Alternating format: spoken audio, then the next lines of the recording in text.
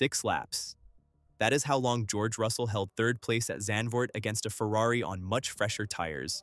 Driven by the man he used to sit next to in the same garage, 6 laps of defending, 2 virtual safety cars, 1 lunge that stopped just short of contact, and 1 radio message that gave the whole thing away before it even started.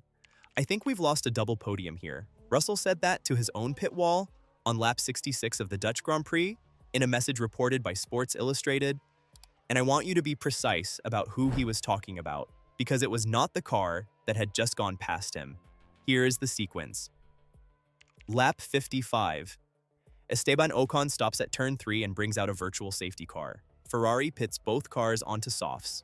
Kimi Antonelli pits 2 and rejoins ahead of Hamilton but behind Russell, who has stayed out on older rubber. The virtual safety car ends with 15 laps remaining. Russell is running second, on tires that are done, with 2 cars behind him on fresh ones. Mercedes makes the call. Russell is asked to let Antonelli through, because Antonelli has the fresher rubber and a live attempt at Lando Norris for the win. Russell questions it on the radio. Then, on lap 66, he moves aside into Tarzan. And at that moment, he tells his team they have lost a double podium. Read that again, because the logic inside it is the whole video. Russell has just given up second place. He is now third. Second and third is still a double podium. Nothing about the swap itself cost Mercedes a podium, unless somebody takes third off him. So when Russell said they had lost a double podium, he was not describing what Mercedes had just done. He was making a prediction about what was about to happen to him. And the only car in position to make that prediction come true was Lewis Hamilton, sitting behind him on the same fresh softs Antonelli had, with 15 laps to work. That is a rival's own real-time assessment of Hamilton's pace, given involuntarily on an open channel before he had any idea it would end up as evidence. Subscribe before we go further, because how this weekend gets followed up matters, and the next round is the biggest test Ferrari has had all season. And put your country in the comments. I ask every week and I read all of them. Now, why does a driver's radio message count for more than a podium interview? Because of when it was said and what it cost him to say it? Post-race quotes are performances. Every driver on that grid knows a microphone when he sees one, and every driver adjusts. Praise your rivals, thank your team, keep it clean. Russell has been doing that professionally since 2019, and he is very good at it. By the time he climbed out of the car on Sunday, the race reported that he was not nearly as frustrated about the team order as he had sounded in the moment. A radio message during a race is a different kind of document. Russell was not addressing you. He was addressing his own engineer in the middle of a fight, with his hands full and his tires finished, trying to communicate a strategic reality as fast as possible. There is no audience management in that sentence. There is just an assessment, and the assessment was that the car behind him was going to get him. So, follow the chain. What does that message actually establish? Question 1. Was Russell talking about Antonelli? No. Antonelli was ahead of him at that point, going the other way chasing Norris. Antonelli finishing second and Russell finishing third is a double podium. Question 2. Was he talking about Charles Leclerc? Leclerc was in the mix behind, and Motorsport's live text has him putting a nose in at turn 7 at one point. But Leclerc was behind Hamilton, not ahead of him, and finished 5th. The immediate threat to third place was the car directly behind. Question 3. So he meant Hamilton? Yes. Question 4. Was he right? No. And that is the part of this that makes it a genuine story rather than a fan edit. Because Russell held on.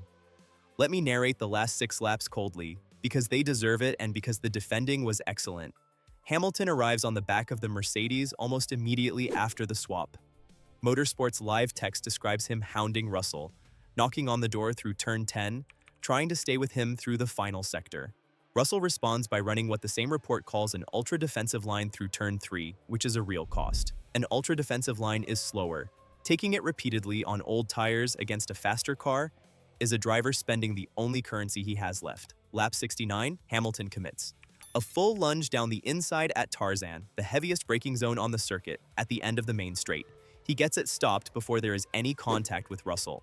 It does not work. Immediately after, Russell gets out of shape through turn 10, which hands Hamilton a run down towards turn 11. Before that could become an attempt, the second virtual safety car of the afternoon comes out, this time for debris after Carlos Sainz locked up and made contact with his own teammate, Alex Albon. Green flag with 2 laps to go. Hamilton resumes the attack. He tries at turn 1. He cannot find a way through. Russell takes third. Now, I want to give the counter-argument its full weight here, because there is a version of this story that is just a Hamilton highlight reel, and I am not interested in making that. Russell held off a faster car for 6 laps and did it cleanly. There was no contact, no forcing anyone off, no incident for the stewards. He was on tires that were finished, defending against fresh softs, and the second virtual safety car interrupted Hamilton's momentum at exactly the moment it was building, which is luck, and Russell would be the first to say so. But you still have to be in position to be lucky. He put himself there. There is also an honest reading of that radio message that has nothing to do with Hamilton's greatness. Russell had just been told to move over. Drivers who have just been told to move over do not tend to be in a generous frame of mind. And telling your pit wall that their decision has cost the team a double podium is, among other things, a way of registering that you disagreed with it. That is not a compliment to Hamilton. That is an argument with your own engineer. So which is it? I think it is both, and the reason I think that is the timing. He did not say it before the swap, as a warning. He said it after, once he was third with Hamilton behind him, and could see exactly what the next 15 laps were going to look like. That is not an argument about the decision. That is a man doing the maths on the car in his mirrors and not liking the answer. Then the timeline moves back, because there is a reason Hamilton was there at all, and it is the least discussed part of the whole weekend. 2 days earlier, this was not happening. Hamilton went into sprint qualifying at Zandvoort, and the car fell apart underneath him. He told Planet F1 it was not a good session, that the car in practice had felt good, that they made subtle adjustments, and that by qualifying, it was a completely different car. He was almost 6/10 slower than Leclerc. He qualified 7th for the sprint and finished 7th. Then Ferrari rebuilt it. Between the sprint and Saturday's main qualifying, the team tore up the setup. And Hamilton told Formula1.com afterwards, "I'm so much happier with the car, honestly. It's crazy. We changed a lot of things, but it doesn't really look that big.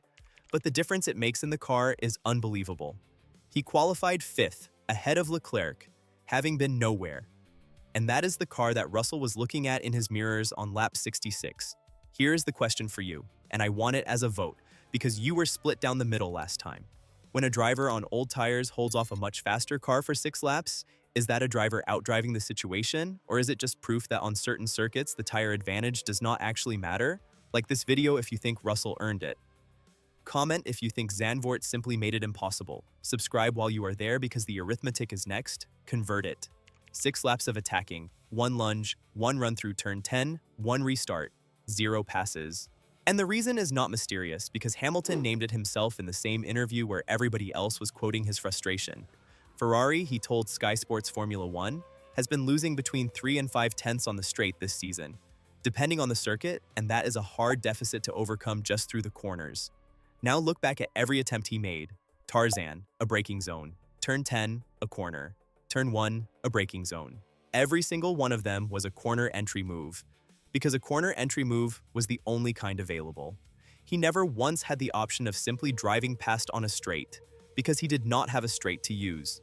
Russell knew that. Every driver on the grid knows which cars can pass them on the straight and which cannot, and they defend accordingly. An ultra-defensive line through turn 3 costs you exit speed. You only take that line repeatedly if you are confident the car behind cannot punish you with superior straight-line speed on the run to the next corner. So Russell's radio message and Russell's successful defense are not in contradiction. He identified Hamilton as the threat correctly, and then he beat the threat using the one weakness he knew the Ferrari had. That is what makes this a validation story with a sting in it. The rival measured Hamilton's pace accurately, said so out loud, and then survived him anyway because of something that has nothing to do with either driver. And it cost real points. 4th instead of 3rd.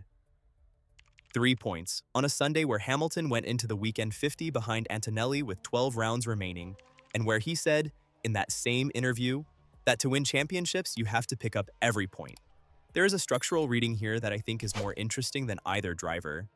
Mercedes made a decision on lap 66 that was, by any reasonable analysis, correct for their championship.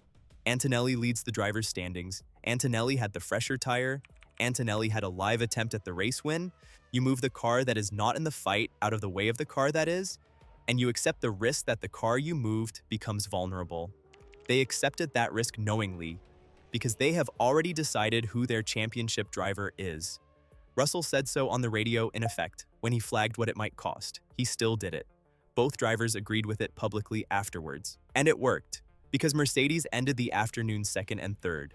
Ferrari, on the same afternoon, spent 8 laps in the middle of the race resolving an equivalent question between its own two cars, and Fred Vasseurs' explanation afterwards to Grand Prix 247 was about strategy rather than hierarchy. He said Ferrari had been considering running Hamilton to the end and that probably they lost 1 second with Charles. One team made a hierarchy decision in a lap and was rewarded with a double podium. The other team spent 8 laps not making one and finished 4th and 5th. I am not going to tell you that is the whole explanation for the result, because it is not. The straight line deficit did more damage than the 8 laps did. But Russell's radio message is the cleanest available evidence that Mercedes understood exactly what they were exposing themselves to, priced it, and did it anyway. So what do we actually know? We know the radio message because it was broadcast and reported. We know Russell was third when he said it, with Hamilton directly behind on fresher tires. We know Hamilton attacked for roughly 6 laps and did not get through. We know the lunge at Tarzan on lap 69 happened and stopped short of contact. We know Ferrari rebuilt Hamilton's setup between Saturday's sprint and qualifying, and he found 4 places. We know he named a 3 to 5/10 straight line deficit himself. What we do not know is what Russell meant by it in the fullest sense, whether it was primarily an assessment of Hamilton or primarily a protest at his own pit wall or both. He has not been asked directly as far as I can find, and until he is, that reading is mine and not his. Is that message evidence that the rest of the grid now rates Hamilton in this car the way they rated him at his peak? I think that is a legitimate question, and I think a rival's involuntary radio assessment is better evidence than any post-race compliment. But it is one message, from one lap, from a driver who had just been told to move over. It is not a survey of the paddock, and I am not going to pretend it is. What I will leave you with is the shape of it. 2 years ago, nobody would have said that sentence about a Ferrari with Hamilton in it, because the Ferrari would not have been there. Last season, it would have been optimistic. On Sunday, a Mercedes driver in 3rd place looked in his mirrors, saw car 44, and told his own team the podium was gone. He was wrong, but he was not wrong to think it. And here is the part that should worry everybody except Ferrari. The reason he was wrong had nothing to do with Hamilton. It was 3 to 5/10 of straight-line speed, and Ferrari brought a floor and exhaust package to Zandvoort specifically to chip away at it. The next round is Monza, the fastest circuit on the calendar. Straights, chicanes, more straights, and Ferrari's home race in front of 100,000 people. It is the worst possible venue for the weakness Russell exploited, and the best possible venue to find out whether the chipping away has worked. If Hamilton finds himself behind a car in the closing laps at Monza with fresher tires, there will be no ambiguity at all about whether he can get past. So predict it for me. At Monza, does Hamilton finish ahead of both Mercedes? Put your answer below because I want to see who called it. Subscribe so that breakdown reaches you. Hit like if you want it done exactly like this one. And until the next one.